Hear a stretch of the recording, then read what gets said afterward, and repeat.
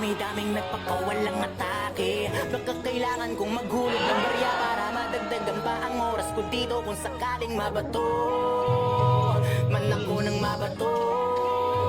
Pag sinabi ko na itigil ko na to, set up yun para sa'yo, parang masakit 44 mamasak pano pa. Kamusta? Balita ko kapos na yung bawat tira ng pag-aking saan na napunta. Inabangan ko pa naman parang ambagan sa inuman ako yung madalas na pulutan sa kwentuhan. Hindi ba naubos yan? Pero kahit na ganoon sinasanay ko aking sarili. Ganyan talaga pag mabait ka lahat ay nawibili, kaya dapat pinipili mag-isipan na mabuti. Walang masama na kumilatis kaysa sa huli kang magsisi.